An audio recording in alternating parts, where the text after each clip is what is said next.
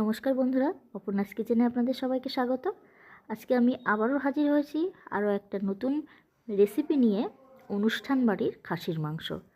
একেবারে অনুষ্ঠান বাড়ি থেকে আমি ভিডিওটা আপনাদের সঙ্গে শেয়ার করছি।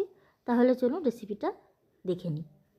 এখানে প্রথমেই মাংসটাকে খুব ভালো করে ম্যারিনেট করা হচ্ছে, মানে মাখানো হচ্ছে।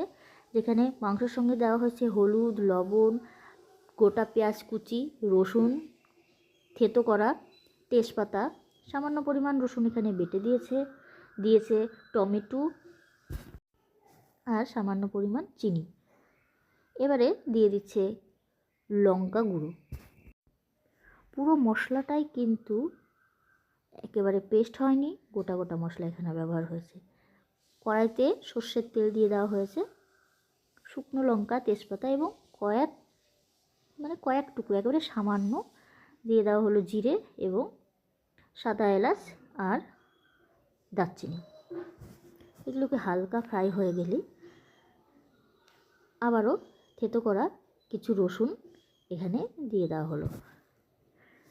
এবার সেগুলো একটু ভেজে নিয়ে পেঁয়াজ কুচি, মানে সম্পূর্ণ পেঁয়াজ কুচি মাংসের সঙ্গে মাখানো হয়নি, অর্ধেকটা রেখে দেওয়া হয়েছিল, এগুলো সম্বরের সঙ্গে দেওয়া হচ্ছে ফোড়ঙ্গে এক কথায়। সেই পেঁয়াজ কুচিগুলো এখানে আবারও পেঁয়াজ আর রসুন দিয়ে দেওয়া হলো।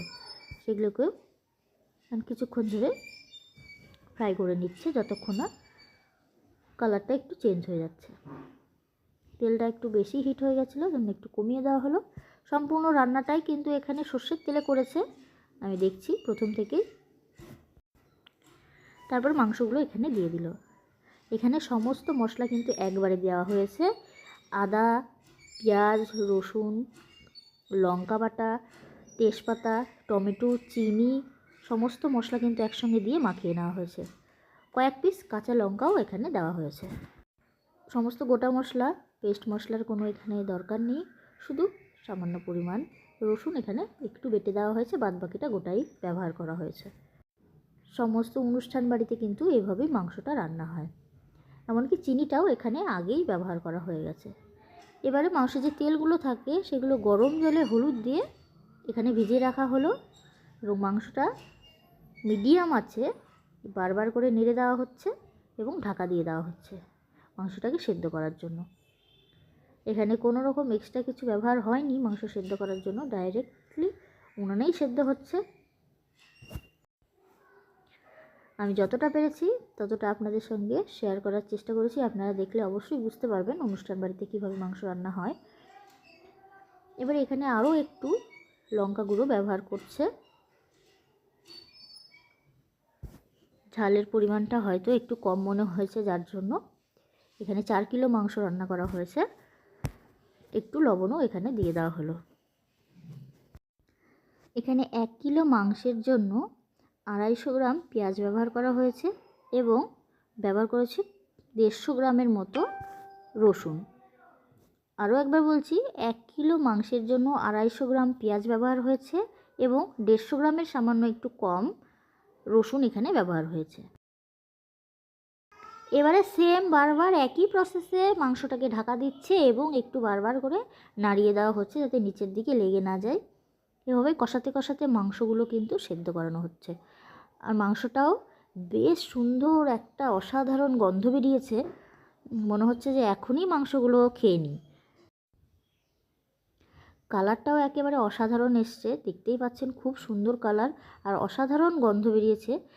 মনেই হচ্ছে যে হ্যাঁ, অনুষ্ঠান বাড়িতে এইভাবেই মাংসটা হয়তো রান্না করা হয়, যার জন্যই মাংসটার এত সুন্দর টেস্ট আসে আর এত সুন্দর গন্ধ বের হয়। আমি কখনো অনুষ্ঠান বাড়ির মাংস এইভাবে রান্না করা দেখিনি, প্রথমবার এইভাবে দেখছি আর দেখে খুব ভালো লাগলো, জন্যই আপনাদের সঙ্গেও শেয়ার করছি। আমিও এইভাবে বাড়িতে ট্রাই করব, আপনাদেরকেও বলছি এভাবে ট্রাই করবেন। মাংসটা রান্না করতে করতে হয়ে গেছে, মাংস রান্না করা কষানো হয়ে গেছে, দেখতে পাচ্ছেন একেবারে মাংসটা কমপ্লিট। এবারে সেন্টের জন্য এখানে দিয়ে দেওয়া হলো কিছু কাঁচা লঙ্কা। যদি আপনাদের প্রয়োজন মনে করেন যে না কাঁচা লঙ্কার এখানে কোনো প্রয়োজন নেই, তাহলে দেবেন না, আর যদি মনে করেন দেবেন তাহলে দিতে পারেন। ঝালটা যদি কম মনে হয় তাহলে লঙ্কাগুলো একটু ফাটিয়ে দেবেন। মাঝখান থেকে যদি আড়াআড়িভাবে লঙ্কাটাকে ফাটিয়ে দেন তাহলে তার ঝালটা এখানে আপনারা পাবেন। আর যদি মনে করেন না শুধু সেন্টের প্রয়োজন, তাহলে গোটা লঙ্কা এখানে ব্যবহার করবেন। আর তা না হলে না দিলেও কোনো ব্যাপার না, লঙ্কাটাকে আপনি স্কিপ করে যাবেন। মাংসটা একেবারে রেডি, একেবারে লোভনীয় মাংস, আপনারা দেখতেই পাচ্ছেন কত সুন্দর হয়েছে, আর কালারটাও অসাধারণ একদম। আপনাদের কেমন লাগলো অবশ্যই জানাবেন, ভালো লেগে থাকলে সবার সাথে শেয়ার করবেন, বন্ধুদের সাথে বেশি বেশি করে শেয়ার করুন, এভাবে বাড়িতে ট্রাই করুন। কেমন হয়েছে আমাকে কমেন্ট সেকশানে কমেন্টে জানাবেন।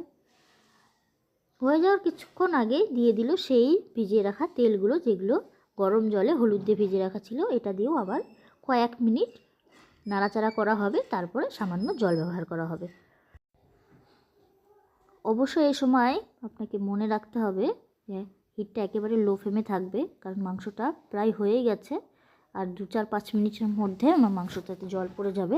যার জন্য এখানে যদি হিটটা বেশি থাকে তাহলে কিন্তু আপনার মাংসটা লেগে যাবে, মশলাটা পুড়ে যাবে, খেতে কিন্তু তখন একেবারেই ভালো লাগবে না। সেই সময় অবশ্যই এই অবস্থাতে মাংসের হিটটা কম রাখতে হবে গ্যাসে। হয়ে গেছে, এবারে এখানে ব্যবহার হচ্ছে গরম জল। গরম জলটা অবশ্যই এখানে ব্যবহার হবে, এখানে ঠান্ডা জল কিন্তু একেবারে দেবেন না, তাহলে মাংসটা শক্ত হয়ে যায়।